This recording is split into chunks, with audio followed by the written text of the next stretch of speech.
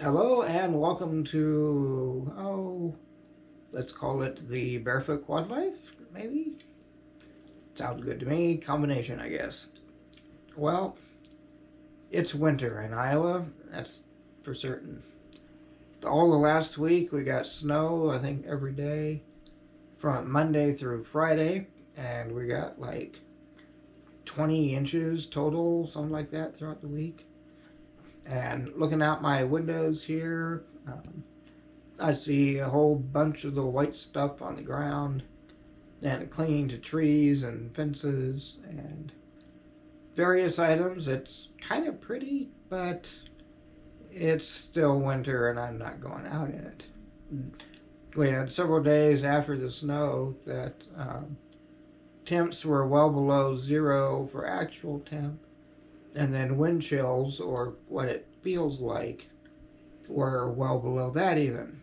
So my winter solstice, or my winter hibernation, is definitely well deserved or well prepared to not have to go out in it.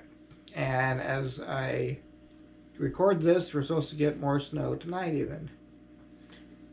So if any of you down south, like even New Zealand's way down south, want a speaker that can be unique and maybe some entertainment, I'll come down and enjoy the warmth with you. Getting there might be a challenge, but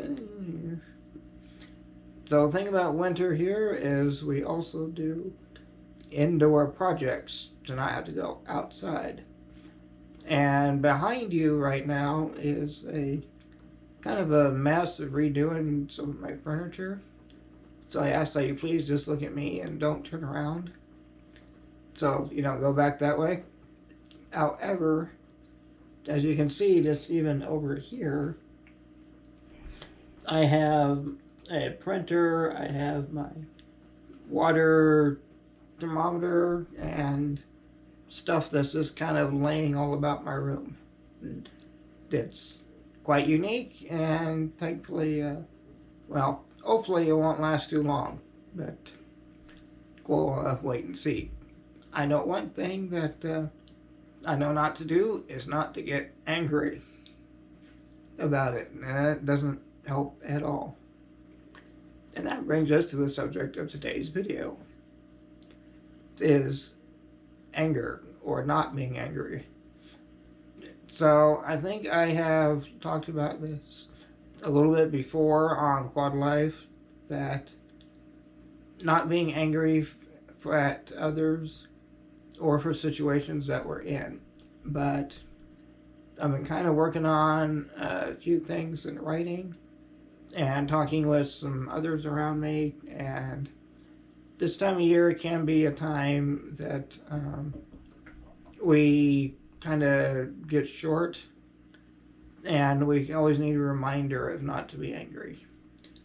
So let's look at Matthew 5, and we're just going to do two verses, 21 and 22. So let's read these a minute. You have heard that it was said to those of old, you shall not murder, and whoever murders will be in danger of the judgment. But I say to you that whoever is angry with his brother without a cause shall be in danger of the judgment. And whoever says to his brother, Raka, shall be in danger of the council. But whoever says, you fool, shall be in danger of hellfire. So the sixth commandment is do not murder. And obviously, if you premeditate and plan to kill someone and go through with that, well, that's murder and is obviously against God's command, and rightly so. Should be with human law as well. But Jesus said in this passage that not only our physical acts are judged, but also our intentions.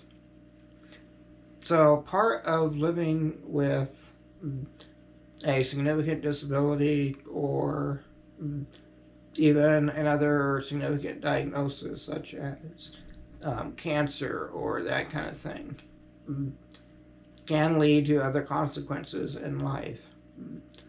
So, such as someone that has received a spinal cord injury, it may be the result of, say, someone else that chose to drive drunk or under the influence of alcohol, or just as bad, texting or using their phone while driving. And because of their decision, it results in injury of someone else or even death. And that can make a person angry and harbor hatred toward the other person.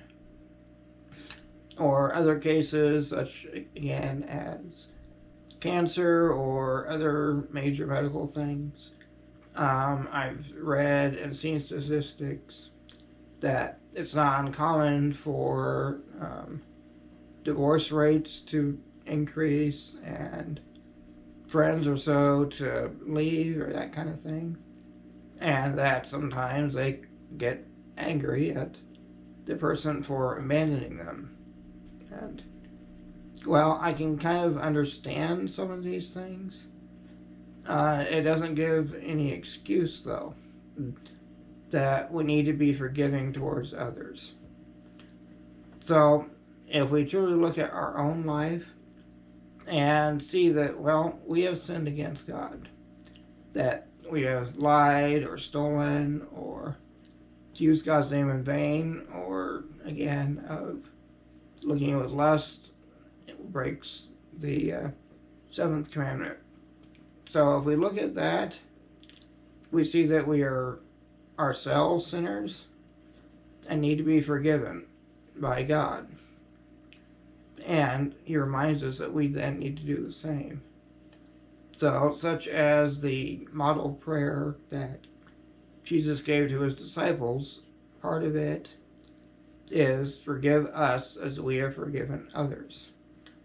So if someone sins against us, again, by not fulfilling marriage vows or causing major bodily injury to us in various ways, then yeah, it's not fun and it's hard to deal with, but we need to make sure that we are still forgiving towards them, that they made mistakes as well, and we cannot have them as enemies, as we're told elsewhere that we are to love our enemies and help them as well. So these are a couple of reminders that we should always have in the back of our head. Again, not always just with disabilities as well. Sometimes people don't have a good relationship with their parents, say adult children especially. Well, there are all kinds of problems in this world, but we still need to be forgiving towards them and for parents to honor them as commanded. We don't have to follow their lifestyle choice if it's sinful or not pleasing to God, but we still need to be forgiving as well. And as this political season comes, all this year in the U.S., we need to remember to not be angry at people that think a little bit differently or not. We can give our opinions of why we think or would like to see this or that policy, but it doesn't help by getting angry and shutting people out of our lives. And that's something that can be a problem and has been before. So I guess that's just a reminder this time, and one that I need sometimes as well, but that's good for all of us. So I hope this helps, and I will see you on the next video, whatever that is, hopefully next week. But until then, Bye for now.